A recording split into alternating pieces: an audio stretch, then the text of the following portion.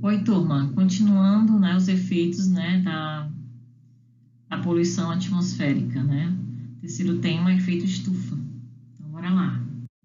Então, o que é justamente esse efeito estufa, propriamente dito, né? Então, o efeito estufa é um fenômeno natural, ocasionado pela concentração de gases na atmosfera, os quais formam uma camada que permite a passagem de raios solares e a absorção de calor. Esse processo ele é responsável por manter a Terra em uma temperatura mais adequada, garantindo um calor necessário, um calor adequado. Sem ele, certamente, nosso planeta seria muito frio, e a sobrevivência dos seres vivos seria afetada. Mas como é que ocorre, esse efeito estufa? Então, quando os raios solares, como a gente consegue visualizar aqui na figurinha, na figura do lado, tem o Sol emitindo, raio solar. Então, aqui, quando os raios solares ele atingem a superfície terrestre, devido à camada de gases, formada aqui em cima, nessa região em cima, a camada de gases de efeito estufa, em torno de 50% deles ficam retidos na atmosfera, o calor emitido pelos raios solares. Devido a essa camada, 50% fica retido. E a outra parte atinge a superfície da Terra, aquecendo e irradiando calor. Então, os gases de efeito estufa eles podem ser comparados a gases de isolante, pois absorvem parte da energia irradiada pela Terra. E o que acontece é que nesses últimos anos, a liberação de gases de efeito estufa só aumenta, E com isso o acúmulo de gases, mais quantidade de calor está sendo retido na atmosfera, resultando naquele conhecido aquecimento global. Então, aqui, os gases de efeito estufa, principalmente o CO2, ele permite que a luz do Sol ele passe por essa camada de gases, uma parte dela seja refletida e outra parte fica absorvida pela Terra. Parte da energia solar ela é refletida pelas nuvens e pela superfície da Terra. E esses mesmos gases, porém, retém grande parte do calor gerado pela luz do Sol. E este calor é refletido de volta para a superfície pelas moléculas dos gases de efeito estufa, gerando aquele maior calor, como mostra aqui a figurinha, certo? Então, os gases que provocam o efeito estufa. O principal, gente, mais conhecido, é o CO2. Porém, existem outros. O óxido nitroso, o N2O, o metano, CH4, o ozônio, O3, o clorofluorcarboneto, CF6, o hidroclorofluorcarbonetos, o HCFCS, o hexafluoreto de enxofre, SF6. Vamos começar aqui falando sobre o principal gás de efeito estufa, que é o CO2, o dióxido de carbono. Ele é conhecido como um grande vilão.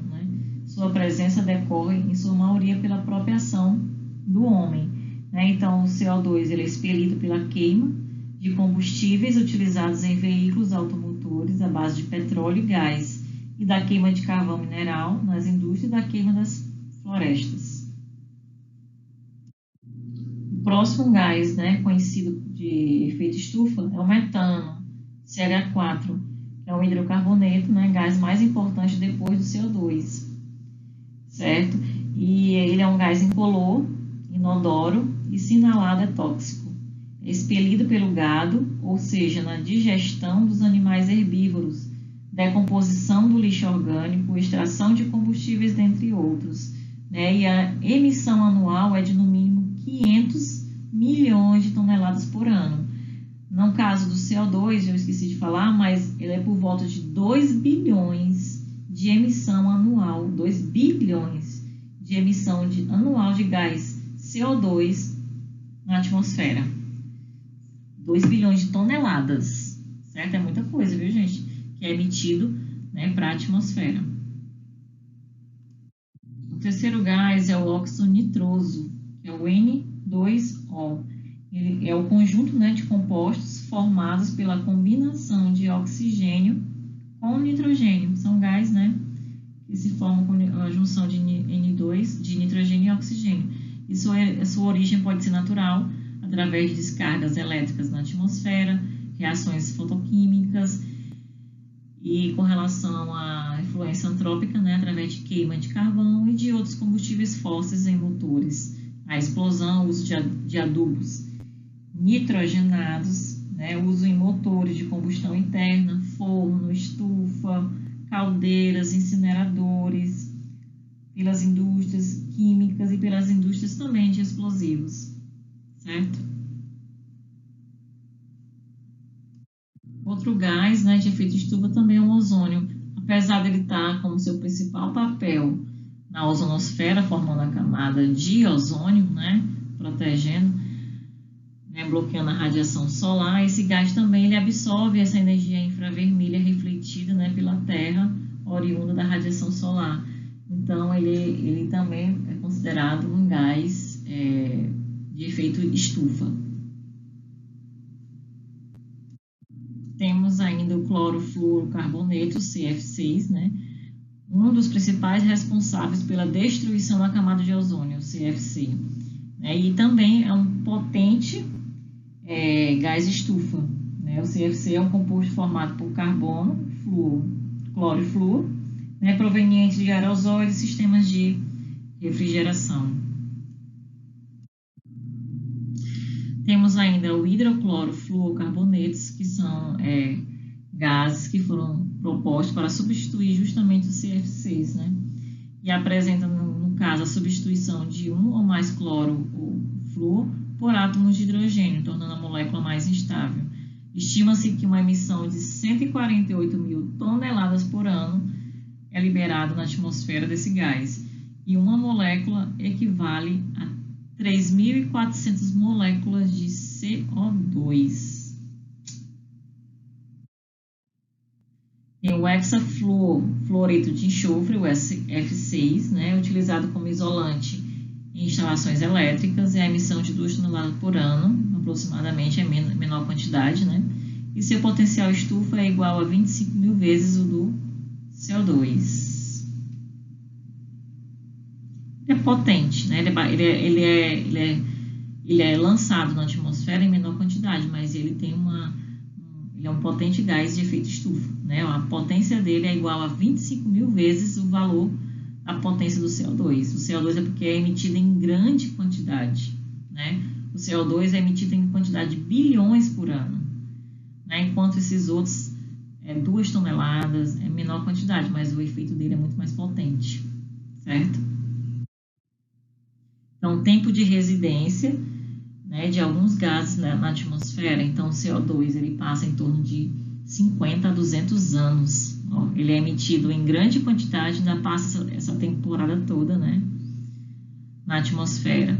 O metano, cerca de 12 anos, o N2O, cerca de 120 anos, CFC, 50 anos, outros gases, né, do Halon, 65, HCFC, 12, ok? Então, gente, como é que acontece a química, né, do efeito estufa? Então, bora ver aqui. Primeiro, a interação da radiação infravermelha com as moléculas. Então, bora lá. A gente sabe que o Sol, ele emite a radiação solar.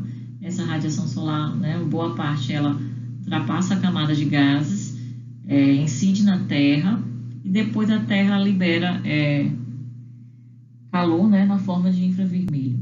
Então, aqui a interação da radiação infravermelha com as moléculas. Então, não existe energia suficiente na radiação que é liberada da Terra, não vai existir uma energia suficiente para excitar elétrons, mas faz com que os átomos vibrem, deformando-se e induzindo a formar dipolos. Na atmosfera, essas moléculas podem se colidir com os elétrons ou com os prótons energéticos, provocando justamente o aquecimento. Então, nessa figura, ela mostra o que? O gás metano, quando ele entra em contato com a radiação infravermelha, ela não consegue romper uma ligação, por exemplo, né? A radiação não é tão forte assim a ponto de romper uma ligação, mas ela forma momentos de polo, né? Que deixa a molécula mais instável, mais reativa, certo? Aqui no caso do CO2, sobre a ação da radiação infravermelho, ela gera momentos de polo. Então, aqui, cargas positivas no carbono e cargas parciais negativas nos oxigênios, né? geram essas cargas, separação de cargas na molécula. E como a radiação infravermelha, ela gera um aumento na temperatura de um gás e gera justamente aquele aquecimento global, né? Então, aqui, ó, vamos ver a incidência de radiação infravermelho nas moléculas do estado gasoso, né? Então, aqui nós temos um exemplo, né? Nós temos as partículas gasosas, né? E sobre elas incidindo a radiação infravermelha. Então, quando ela absorve essa radiação UV, as moléculas elas irão vibrar, elas irão rodar e irão translandar com muito mais energia. Como eu falei, ela não consegue romper ligações, mas ela consegue fazer as moléculas vibrarem, rodar e translandar com muito mais energia. Então, vai acontecer um aumento de energia cinética, que é a energia do movimento, ou seja, vai aumentar também a energia translacional, que resultará em um aumento direto na temperatura do gás e a temperatura do ambiente onde aquele gás se encontra. 3. As radiações ultravioleta e visível e a excitação dos elétrons quando o material recebe uma radiação visível, com esse comprimento de onda, né? A radiação visível entre 400 a 700 nanômetros e a radiação ultravioleta de 10 a 400 nanômetros. Então, aqui, gente, ó, vamos visualizar. Então, aqui, ó, eu tenho o nível eletrônico fundamental, né? Aqui, meu átomo está no seu estado fundamental tranquilo, né? Quando ele absorve a radiação ultravioleta ou a radiação visível, né? Ele vai fazer o elétron ficar excitado, se mover, se translandar, se rodar. Ele faz o movimento da molécula porque ele gera cargas, né?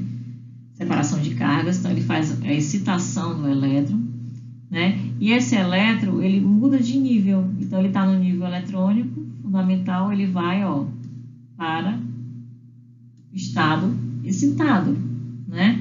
Só que esse estado excitado, ele é instável. A qualquer momento, ele pode retornar ao nível fundamental. Então, quando o elétron excitado, ele volta ao seu estado fundamental, diretamente para o seu estado fundamental, aqui, ó, embaixo, quando ele perde a energia. Então, assim, quando ele está no estado fundamental e vai para o estado excitado, ele precisa receber radiação, né? No momento que ele volta, o elétron excitado, para o nível fundamental, ele perde essa energia. Então, aqui, esse item C, gente, ó, a energia do elétron excitado é transformada em vibrações, rotações e translações. Como resultado desse processo, ocorre a emissão da radiação ultravioleta, infravermelha, e o aumento da energia interna do sistema. Então, isso aí justifica justamente o aumento da energia, né, aumentar a temperatura da região do aquecimento global. Pode acontecer também do elétron ele não ir direto do estado excitado diretamente para o fundamental, ele pode parar em estágios intermediários, que é o caso do item A e B. Então, quando o elétron decai diretamente do nível excitado para o fundamental e emite fótons com energia ΔE, variação de energia, esse fenômeno é chamado de fluorescência. Ele vai emitir energia, né? Como é o caso do A e do C. No caso do B, o elétron decai inicialmente do nível excitado para níveis eletrônicos intermediários, para depois decair para o fundamental. Neste caso, o decaimento emite fótons de luz com energias menores que o valor da diferença de energia. Esse fenômeno é chamado de fosforescência. Quando ele cai do excitado para o fundamental, o fenômeno é chamado de fluorescência. Quando ele cai do excitado para energias intermediárias, o fenômeno é chamado de fosforescência. E quando ele cai do excitado direto para o fundamental, ele gera vibrações, rotações e translações e o aumento da energia interna do sistema e aumento da temperatura. Então, aqui, ó, de novo, né, tá mostrando, ó.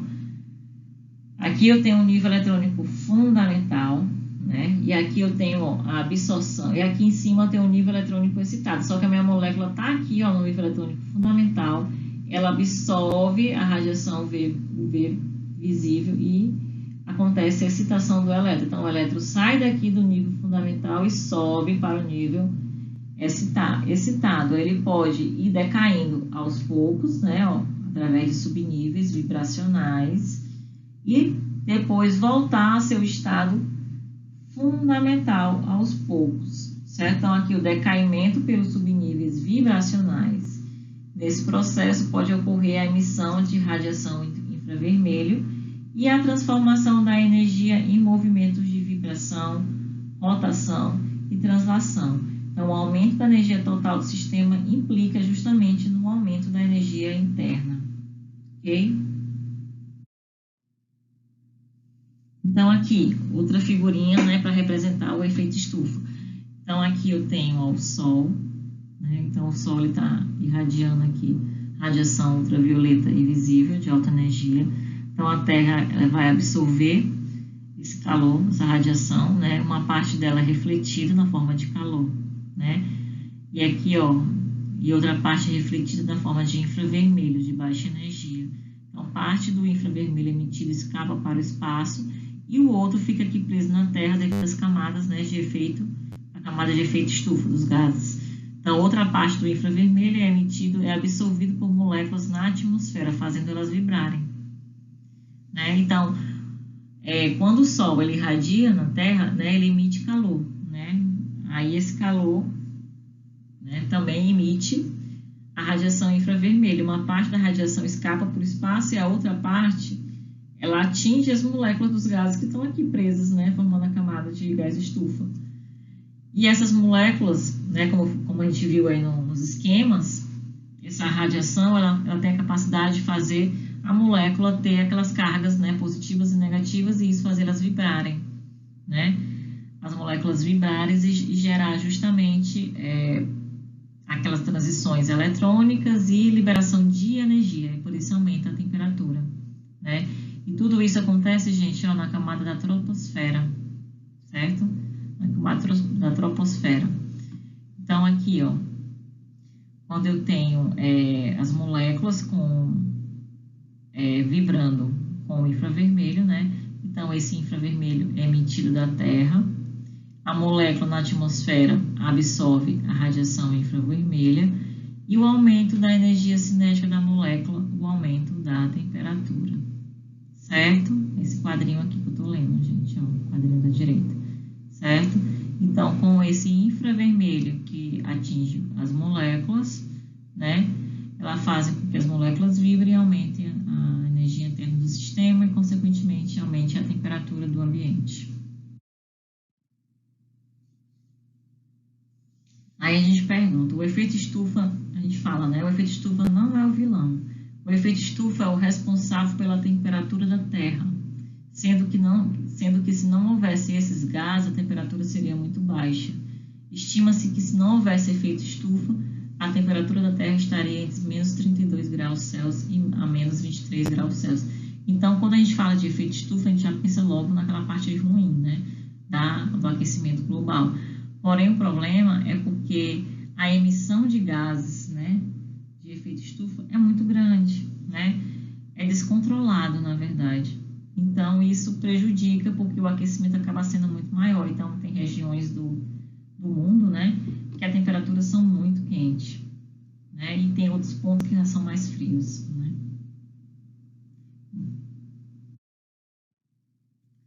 Então, aqui, ó, quando ele é bom e quando ele é mal, né? Então, primeiro aqui, ó, a radiação do Sol chega à superfície da Terra e aquece, e esse calor é mantido na superfície, porque os gases de efeito estufa funcionam como um cobertor e não permite que esse calor dissipe, né? Em uma situação de equilíbrio, a quantidade de gases do efeito estufa presente na atmosfera é absorvida por processos naturais como a fotossíntese. Se a quantidade de gases fosse equilibrada, o efeito estufa não seria um problema, né? Seria a solução, porque a região não ficaria tão fria, ficaria a temperatura adequada, amena. Quando é que ele é mau? A má fama do efeito estufa vem da ação do homem, que emite mais gás carbônico e outros gases tóxicos do que a natureza consegue neutralizar, fazendo com que a temperatura se eleve e a poluição se concentre. Esse é o problema.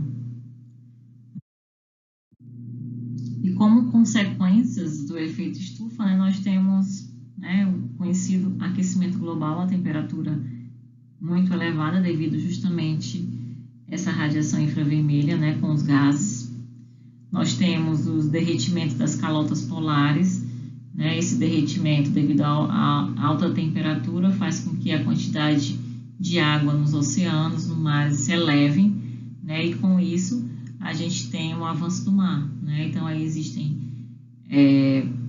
vários locais, né, onde o mar já está avançando, né, e além de ter a problemática do derretimento das calotas polares, né, nós temos ainda a população, né, o ser humano, ele invadindo a faixa do mar, né, então as construções hoje em dia são muito próximas do mar, então, né, o perigo é esse, o avanço do mar devido à construção, né, de prédios, de imóveis muito próximos, né.